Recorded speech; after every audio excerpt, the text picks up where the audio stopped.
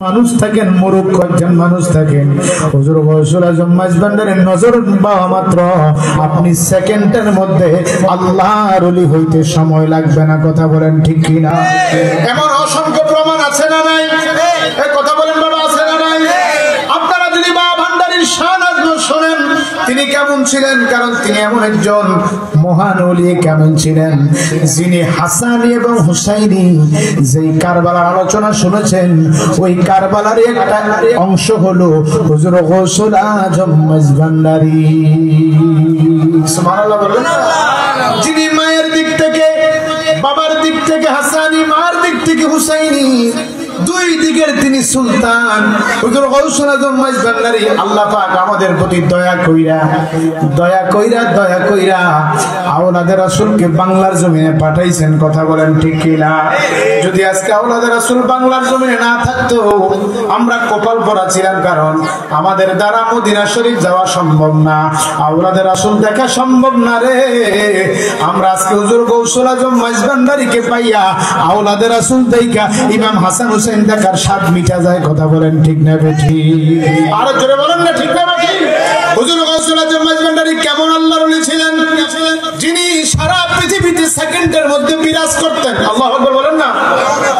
যে কারণে হাসান হুসাইনি থেকে গাউসুবাগের বংশ থেকে হুজুর গৌসুল আজম মাঝভান্ডারীর বংশ।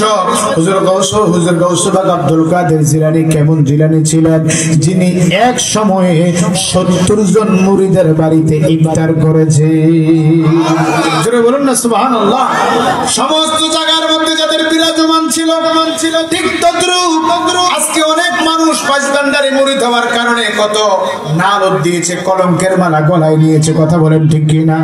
এক সময় যদি কোনো গ্রামে মাঝভান্ডারী মুরিদ থাকতো তারে গ্রাম ছাড়া করা হইতো, সমাজ থেকে বের করে দেওয়া হইতো। কথা বলেন ঠিক কিনা? সমাজ থেকে বের করে দেওয়া হইতো।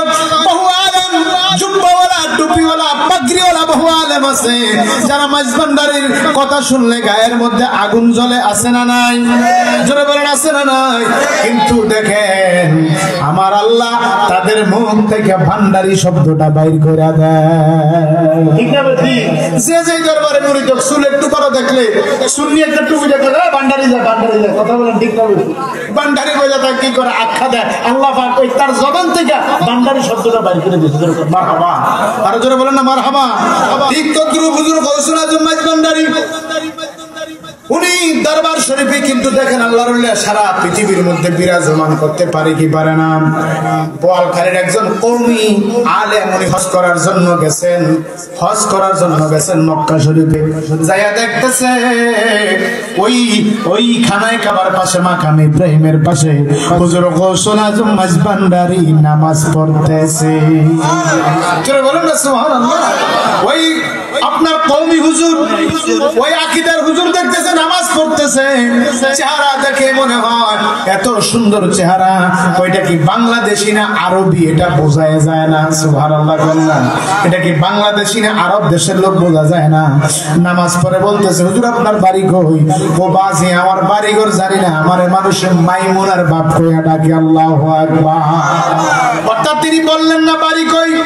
ওই হুজুর বুঝতে পারলেন যে উনি কি করেছেন, চট্টগ্রামের ভাষায় কথা বলেছেন। কিরে উনি অনেকক্ষণ নামাজ পড়তেছে, চেহারার দিকে তাকাইলে মায়া বেড়ে যায়, শুধু তাকায়া থাকে। কই নামাজ শেষ করলে দুই একটা কথা বলবো, কিন্তু যখন ওনার নামাজ শেষ হয় ওই মৌলবীর নামাজ শুরু হয়ে যায়। মৌলবীর নামাজ শেষ হইলে ওই বাবা ভান্ডারী নামাজ শুরু হয়ে যায়। কথা বলতে পারে না। এবার মৌলবী নামাজ বন্ধ করে কয় এই লোকটার সাথে কেন জানি কথা বলতে আমার বড় ইচ্ছা হয়, আমি আর নামাজ পড়বো না। এই লোকটা জিজ্ঞেস করবো তার বাড়ি কোথায়। আল্লাহু আকবার বলেন না? তার বাড়ি কোথায় জিজ্ঞেস করবো। উনি নামাজ সমাপ্ত করলেন, বলতেছে হুজুর আপনার বাড়ি কই? আমার বাড়ি কই বলতে পারবো না, তবে আমার মাইমুনা, কার বাবা ভান্ডারীর প্রথম মেয়ের নাম ছিল মাইমুনা, আমার মাইমুনার বাপ বলে ডাকে। কথাটা বলতে দেরি হয়, হুজুর কয় তার বাসা বোঝা যায় চট্টগ্রামের, আমার বাড়িও বোয়ালখালী, তাহলে তার সাথে আমার কিছু কথা আছে, কিভাবে সে আসলো। এই কথা বলে হুজুর যখন নামাজের নিয়ত বানছে গো, এমন সময় দেখে হুজুর গৌসুল আজম মাঝভান্ডারীকে আর দেখা যায় না। আল্লাহু আকবার বলেন না? ওই আমি বানাই তারে মাথার বেনি বানাই তারে মাথার বেনি লয়া ঘুরতাম দেশ বিদেশ শাম যদি মোর হইতো মাথার কেশ। রমেশ কয় আলহামদুলিল্লাহ বলুন না। রমেশ কয় যদি মুর্শিদ আমার মাথার কেশ হইতো আমি লয়া লয়া সারা দেশ বিদেশে ঘুরতাম। আল্লাহু আকবার বলেন না। আর রমেশ ছিল, কিন্তু আজকে অনেক আলেম ওলামারা গৌসুল আজম মাঝভান্ডারী ছিলেন না। কথা বলেন ঠিক না?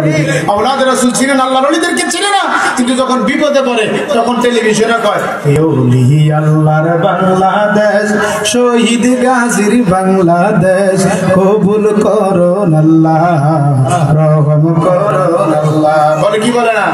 বন্যা যখন শুরু হয় তখন ওলি আল্লাহ চিনে, যখন ভূমিকম্প আসে তখন ওলি আল্লাহ চিনে, যখন ঘূর্ণিঝড় আসে তখন ওলি আল্লাহ চিনে, যখন আপনার কি আসে ওই যে আপনার করোনার মতো ভাইরাস আছে তখন ওলি আল্লাহ চিনে, কিন্তু তারপরে আবার ওলি আল্লাহর বিরোধিতা করে আসে না নাই? এগুলো হলো টাটকা মুনাফিক। এগুলো কি ধরে বলে? এগুলো কি?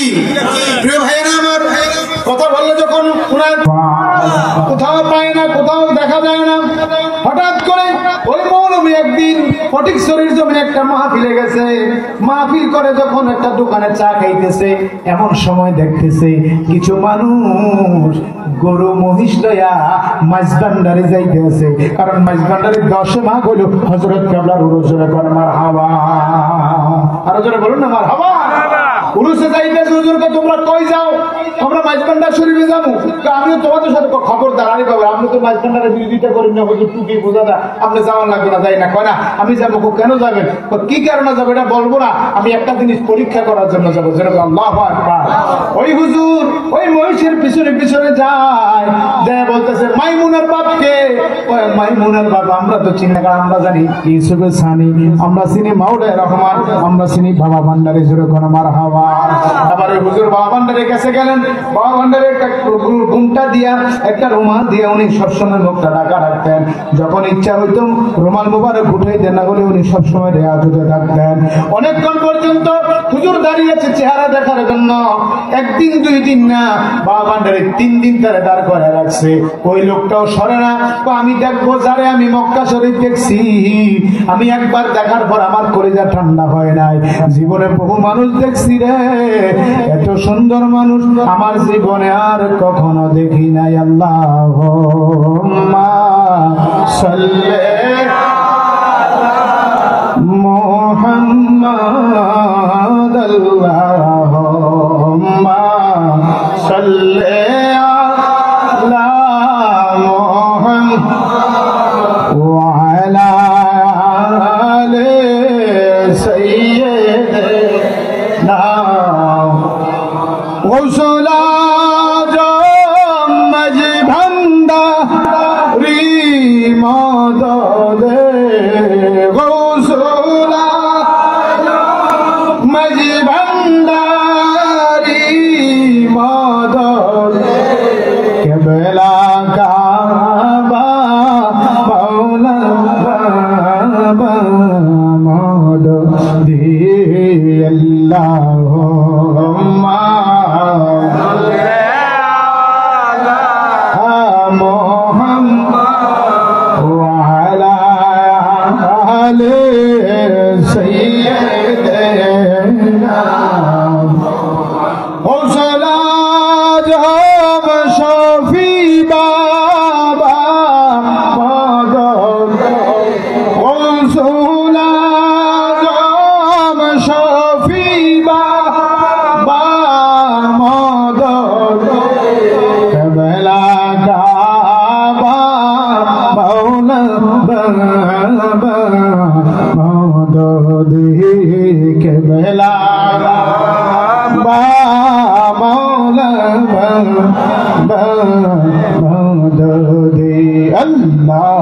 Allahumma salli ala Muhammad wa ala ali sayyidina। প্রিয় ভাইরা আমার বলতেছিলাম, ওই মৌলবী একটা 3 দিন পর্যন্ত বাবা ভান্ডারী দাঁড় করে রাখছেন। খানা নাই, দাঁড়া নাই, উঠা নাই, বসা নাই, দাঁড়িয়ে আছে, এক নজর দেখবো। 3 দিন পরে যখন ঘুমটা উঠাইছে, ওই মৌলবী একটা চিৎকার দিয়া বাবা ভান্ডারী কদম মুবারক ধরে কয়, হুজুর অন্য কেউ না, আপনাকে আমি মক্কা শরীফের জমিনে দেখেছি। আরো জোরে বলেন না সুবহানাল্লাহ। আমি আপনাকে মক্কা শরীফের জমিনে দেখেছি। আর ভক্ত খাদেমরা কয়, আজকে 3 বছর বাবা এক জায়গার মধ্যে রিয়াজত করে এখান থেকে ওঠে না, পাহাড়ে ওঠা লাগে না। আল্লাহর ওলিরা চতুর্দিকে না সারা কুল কায়নাতের মধ্যে বিরাজমান। ঠিক না বেটি? গৌসুল আজম মাইজবান্ডারী কেমন আল্লাহর ওলি ছিলেন, যিনি বাবা রজ্জবের ফাঁকাফুরিরে মাথা বাড়ি দিয়া 3 ভাগ কইরা এটা ঢুকাই রেখে দিয়া 3 দিন পরে police, army, RAB, BDR, DC, ওসপি আইয়ে কয়, হুজুর আপনার এখানে তো মানুষ মারা হয়েছে। বাবা ভান্ডারী কয়, না, মাইজবান্ডার দরবারে মানুষ মারা হয় না, মানুষের জীবন দান করা। বলেন না সুবহানাল্লাহ। কোন আমরা খবর পাইছি যে আপনি একজন মানুষকে মেরে ফেলেছেন, কোন এখানে মারা হয় না, এখানে জাহিরি জগৎ শেষ করে বাতিনি জগতের শিক্ষা দেওয়া হয়। এটার নাম হলো গৌসুল আজম মাইজবান্ডারী। সুবহানাল্লাহ। তাহলে সেই দরবারের আজকে মাহফিল আওলাদে রাসূলের স্মরণে হুজুর গৌসুল আজম মাইজবান্ডারীর সাথে মাহফিল আসতে পেরে বসতে পেরে আমরা খুশি না বেজার? হাত উঠে বলেন খুশি না বেজার? আল্লাহর ওলিদের ঢঙ্কা বাজবে। আপনি যত বিরোধিতা করবেন ততই আল্লাহ শান বাড়িয়ে দেবেন। আল্লাহ বলেছেন হাজিবুজ্জির মধ্যে, মান আদানি বলিকেন ফাকাদ আযানতু বিল হারবি। আমার ওলিদের ব্যাপারে যদি কেউ বেয়াদবি করে আমি আল্লাহ যুদ্ধ ঘোষণা করি। তো আল্লাহর যুদ্ধ যখন ঘোষণা হয়ে যায় তখন বাঁচার মতো আর কোন রাস্তা বলুন রাস্তা। এই জন্য ভালো না লাগলে কিছু কইেন না, মাইজবান্ডারীর বিরুদ্ধে কথা কইেন না, কারণ এটা হইল 33,000-এর কারণ। কয় হাজার? কথা কয় হাজার? এটা 11,000 না। হুজুর গৌসুল আজম মাইজবান্ডারী সমস্ত রাস্তার মধ্যে যেমন বিশ্বরূপ দামি, সমস্ত ওলি আল্লাহদের মধ্যে আওলাদে রাসূল দামি। যেরকম সুবহানাল্লাহ। আওলাদে রাসূলের স্মরণ আজকের মাহফিল আল্লাহ পাক যেন কবুল করে, মদিনার কামলিওয়ালা নবী যাতে কবুল করে, হুজুর গৌসুল আজম মাইজবান্ডারী যাতে আজকের মাহফিল কবুল করে। যেন বলুন আমিন। কথা না বাড়িয়ে আমার অসমাপ্ত আলোচনা এখানে সমাপ্ত করলাম। ভালো থাকুন, সুস্থ থাকুন, সুন্দর থাকুন। এখনই